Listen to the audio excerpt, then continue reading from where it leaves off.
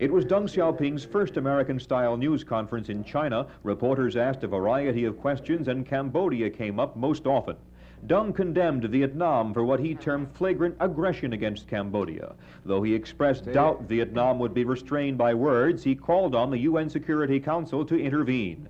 He said Vietnam's aggression was part of a Soviet plot. On Taiwan, Deng tried to pacify critics of U.S.-China normalization, but he failed to give absolute assurances that China would not take Taiwan by force. Our wish, of course, and we shall try to solve this question by peaceful means. We cannot assume that no other means than peaceful means will be used. We cannot tie our hands. Deng repeated he'd issue an invitation to Senator Barry Goldwater to come to China.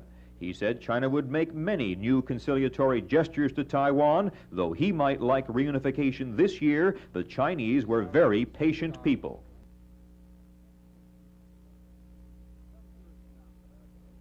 Deng's first meeting with American reporters in Peking was designed to set the tone for his trip to Washington. On the sensitive Taiwan issue, he tried to be conciliatory without budging from China's basic stand, refusing to rule out the use of force against Taiwan.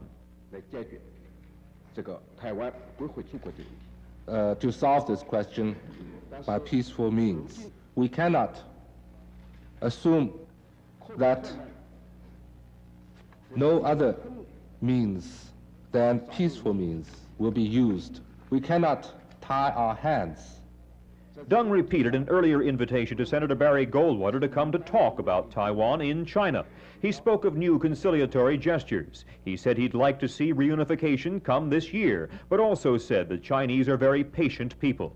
Deng was not so patient about the Vietnam-Cambodia war. The Vietnamese aggression was part of an international Soviet plot. Though he doubted it would work, Deng gave China's backing to UN Security Council action on Cambodia. On another important American issue, Deng refused to be drawn into a discussion of human rights. What human rights meant, he said, is a matter of interpretation. As for China, it is liberalizing. We're trying to give full play to democracy. We're making great efforts in this regard. To the Chinese, this is what democracy means: a degree of free expression, mostly on wall posters a few blocks from where Deng Xiaoping spoke. In the last week, posters have praised President Carter, called for sexual freedom, urged democratic reform. There's no thought to giving up communism, but there is an awareness that more freedom will make it easier to modernize and to